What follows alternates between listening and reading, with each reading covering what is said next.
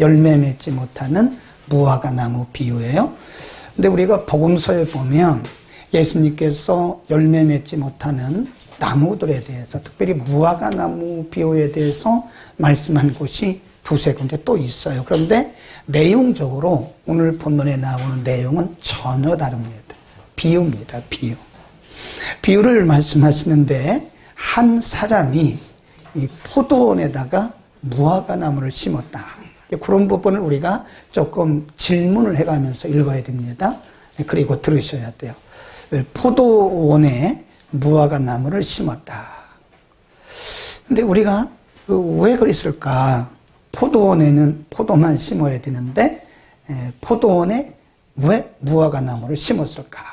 이거를 우리가 그냥 지나가면 그냥 지나갈 수 있는데 그때 당시 문화를 보면요, 그런 일들이 종종 있었다 그래요. 근데 의아하잖아요.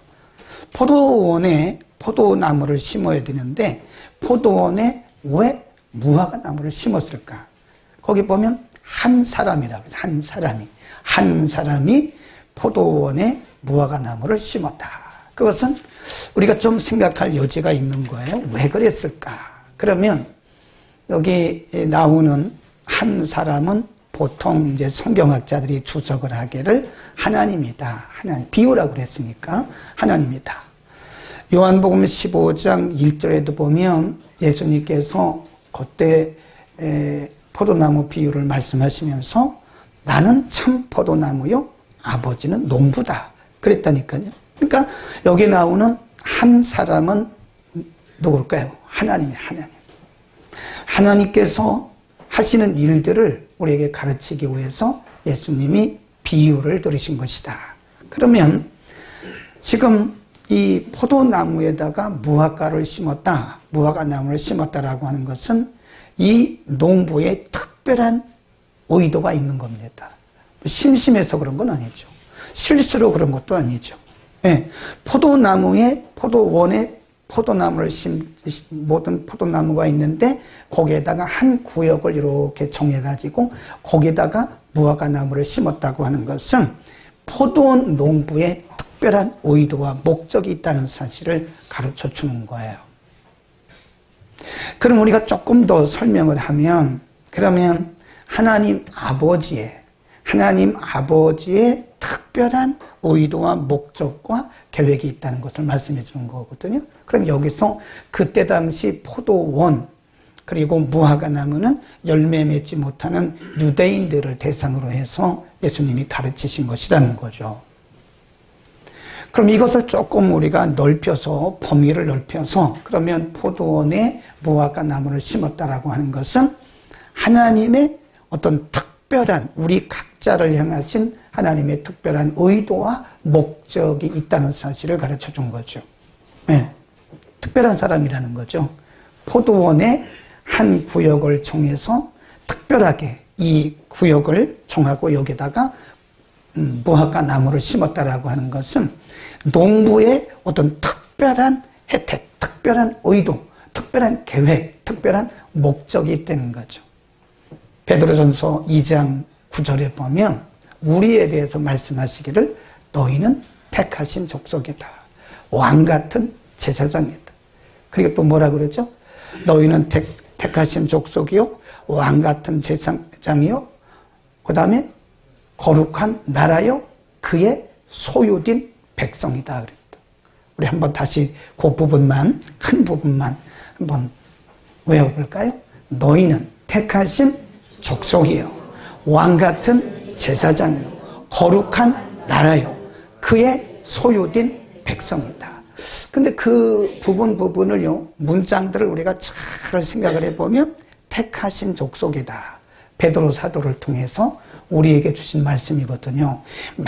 많은 사람들 중에 우리의 공로로 택한 것이 아니라 하나님의 은혜로 우리를 택하셨다는 거예요. 택하셨어요. 이 선택이라고 하는 것은 우리의 공로가 절대 아닙니다. 우리가 무슨 공로가 있거나 우리의 어떤 업적이 있는 게 아니에요. 그분의 은혜입니다. 그리고 또 말씀하기를 너희는 거룩한 나라 제사장이다. 제사장 말은 하나님께서 예배를 받으시기 위해서 구분하셨다. 예, 그의 소유된 백성이다. 하나님의 소유를 삼으셨다. 우리가 에베소서 1장, 2장을 보면요, 우리를 하나님께서 창세전에 그리스도 예수 안에서 택해 놓으셨다. 그래서 예정해 놓으셨다. 그리고 2장에 가보면 은혜로 너희를 부르셨다. 거기 보면 다 은혜입니다. 은혜. 우리의 공로도 아니고 업적도 아니고 우리의 어떤 혈통도 아니고 하나님의 전적인 은혜로 우리를 부르셨다. 그리고 성경이 또 말씀하기를 하나님이 때마다 시마다 일마다 우리의 모든 일생 가운데서 개입하시고 간섭하시고. 아멘. 우리가 특별한 사람들 아닙니까? 네.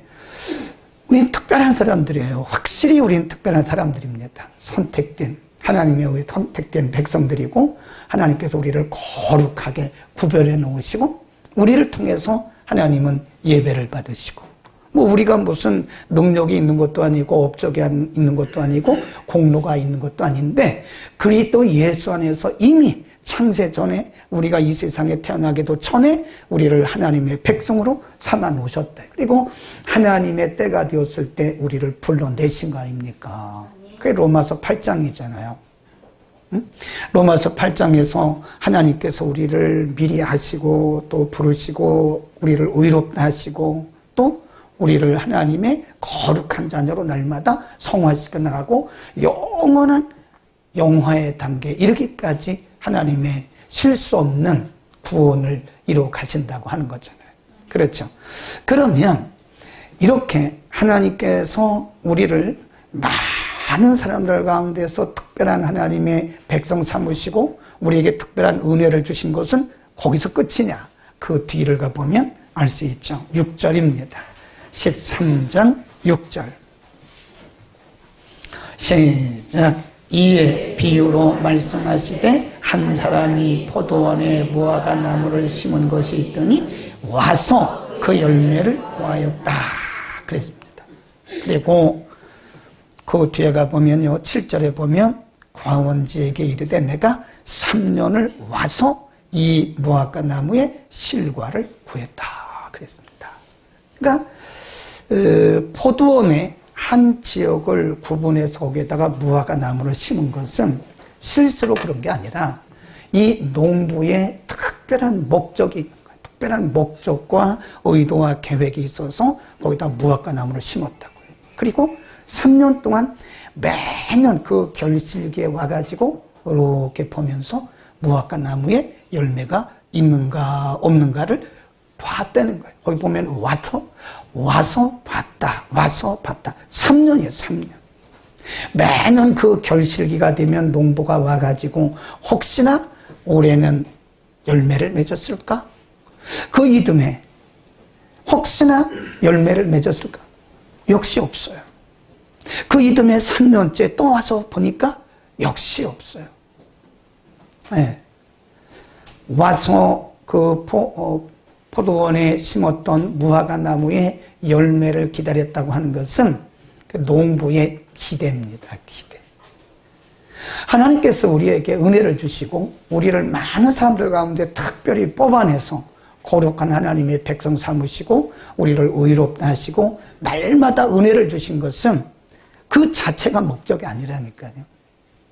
하나님께서 우리를 통해서 기대하시는 게 있어요. 기대. 아멘. 우리를 구원하신 것도 기대가 있는 거예요. 하나님이 많은 사람들 가운데 뽑아서 여러분을 하나님의 백성이라고 저를 목사라고 세우신 것은 그 이름만 있기 위한 것이 아니에요. 하나님께서 뭔가 기대가 있어서 목사로 세우셨고 뭔가 기대가 있어서 여러분을 장로로, 권사로, 집사로, 성도로 하나님 부르시고 세우신 거라는 거예요. 하나님이 우리에게 은혜를 주실 때는요, 기대가 있습니다. 기대. 반드시 하나님이 우리에게 은혜를 주시고 축복을 주실 때는 그냥 무의미하게 아무런 의미도 없이 계획도 없이 목적도 없이 그렇게 하시는 경우는 한 번도 없어요. 하나님이 우리에게 은혜 주시고 복을 주시고 물질을 주시고 은사를 주시고 어떤 능력을 주실 때는 그것을 자랑하라고 그러는 게 아니라 하나님의 기대가 있는 거예요. 기대. 하나님께서 작년도 기다리셨어요. 역시 열매가 없네.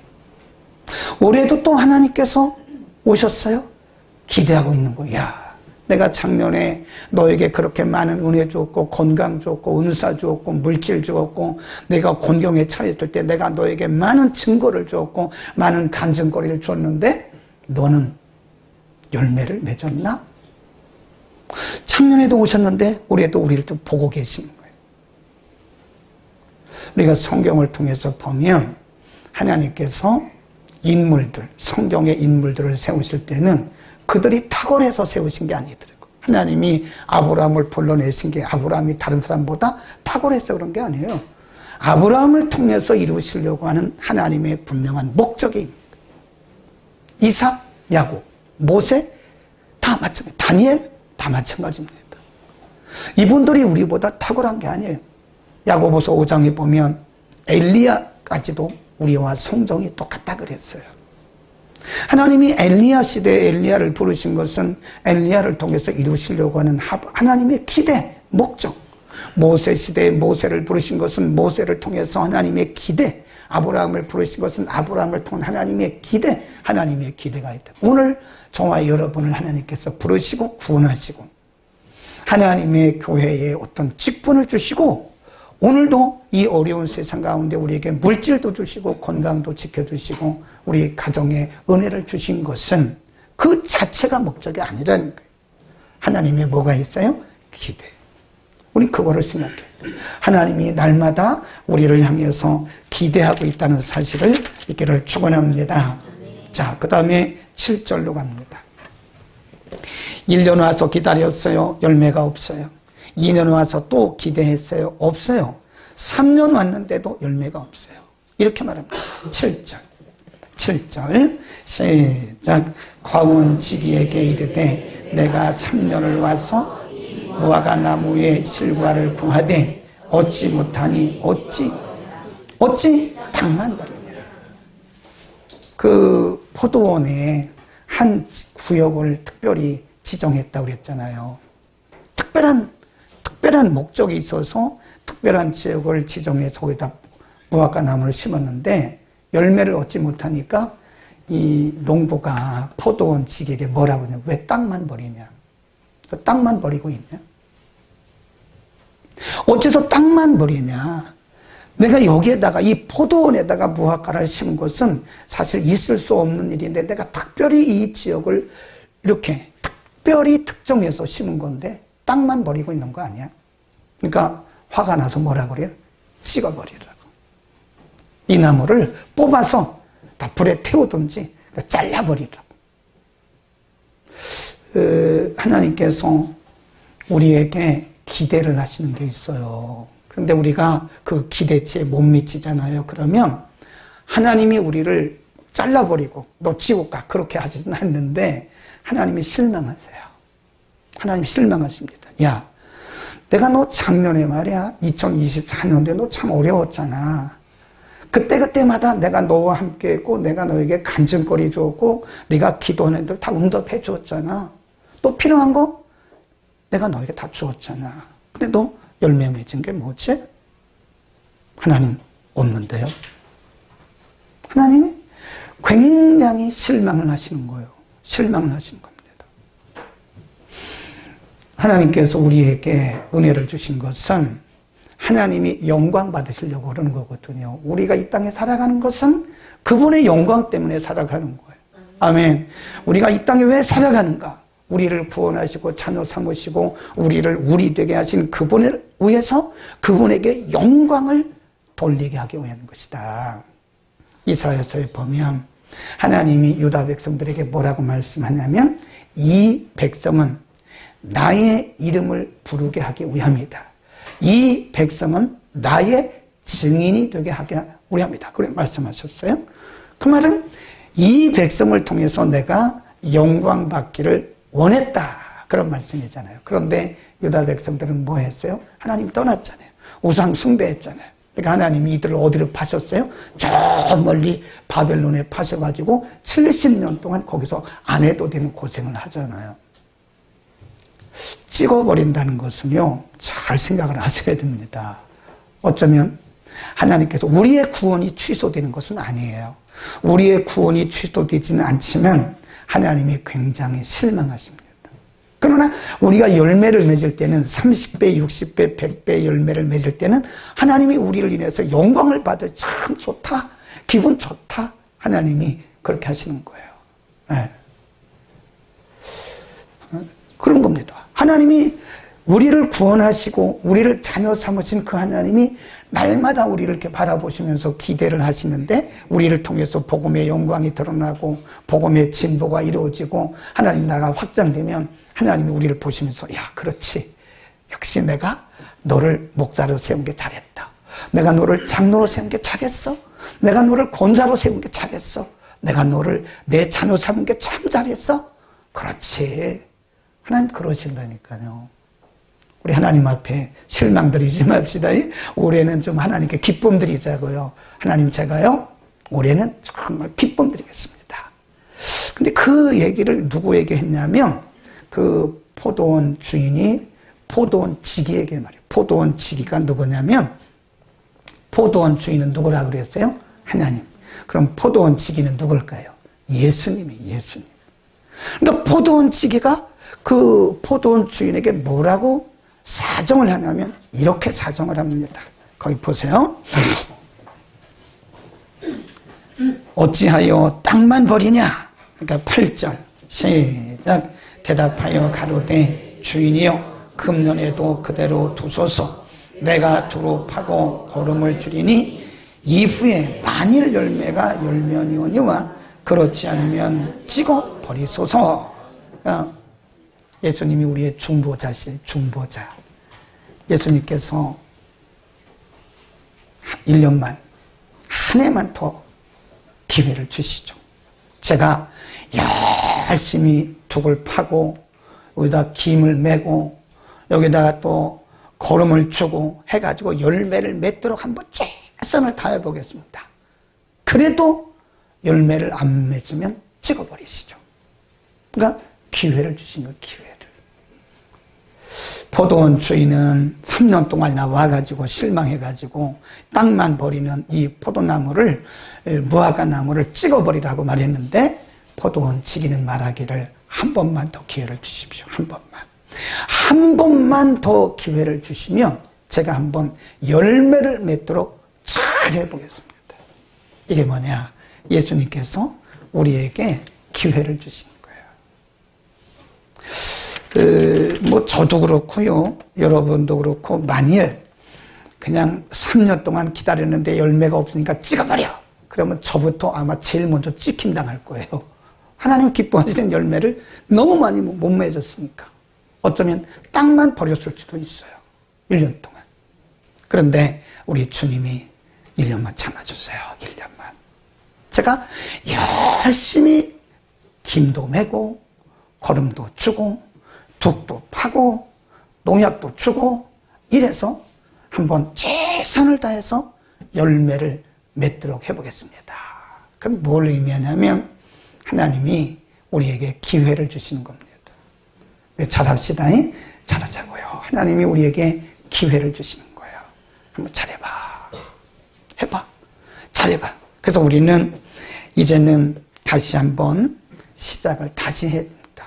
하나님께서 우리에게 주신 큰 은혜 중에 하나가 뭐냐면 다시 시작하는 기회를 주시는 거예요. 만일 우리에게 다시 시작하는 기회를 안 주신다면 우리는 부끄러워 살 수가 없습니다. 하나님 앞에서 부끄러워 살 수가 없어요. 근데 하나님이 2024년 달력을 딱 넘겨버리고 2025년 또 새 달력을 딱 주시듯이 우리에게 새해를 주시고 새로운 기회를 주신 거예요. 다시 시작합시다. 그래서 우리는 우리 과거에 묶였던 우리의 생각, 게으름, 우리의 잘못된 습관 이런 것들을 다 이제 재부팅하자고요. 그리고 다시 시작하면 돼요. 하나님이 우리에게 기회를 주셨어요. 아유, 벌써 한 달이나 지났어요. 세월이 너무 빨리 지나요. 벌써 한 달이 지났어요. 11달밖에 안 남았어요. 11달 동안 하면 돼요, 이제. 지나간 것은 우리가 너무 가슴 아파할 거 없어요. 오늘 2월 2일이잖아요. 재부팅 하자고요. 기도 생활도 재부팅 하세요. 기도하던 사람들이 기도를 안 하면 우리의 영이 녹슬어요. 녹슨다는 거 아세요? 영이 녹습니다. 기도가 안 돼요. 예배를 드리던 분들이 예배를 쉬잖아요. 그러면 우리 영혼이 녹슬어요. 예배 드리는 게 굉장히 낯설어요.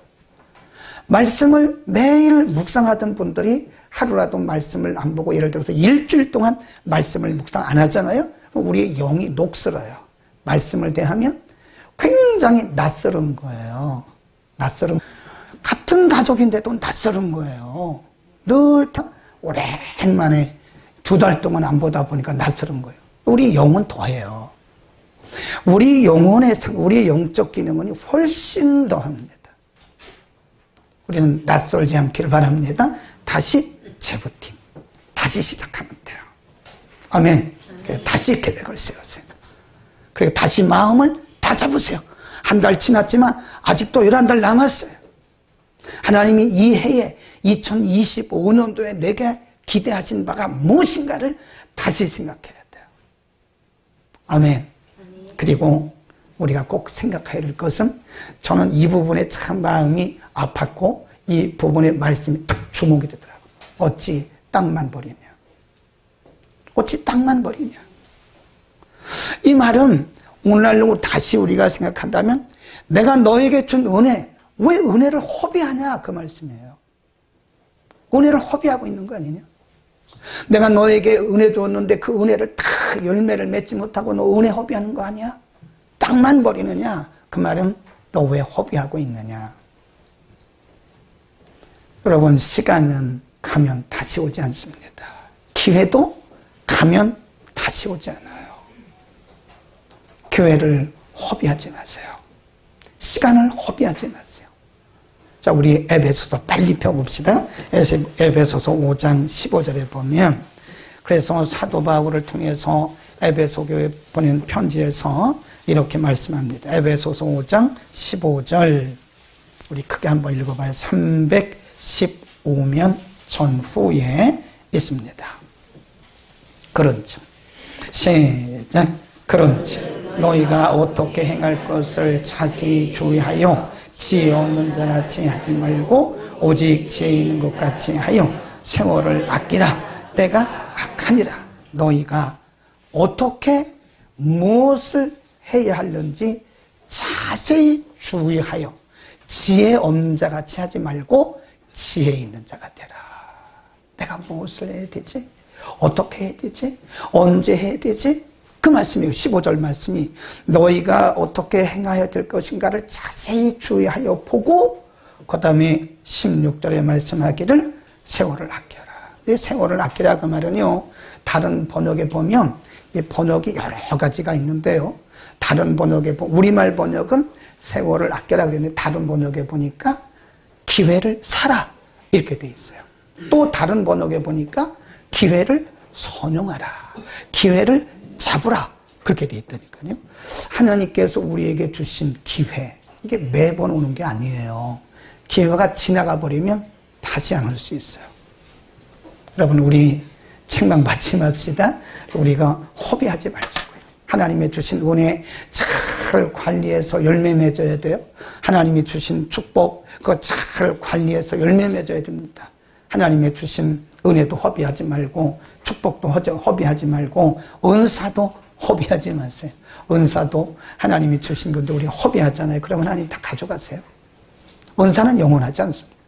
물질도 주인이 하나님이시기 때문에 만일 우리가 그 주신 물질을 허비하잖아요.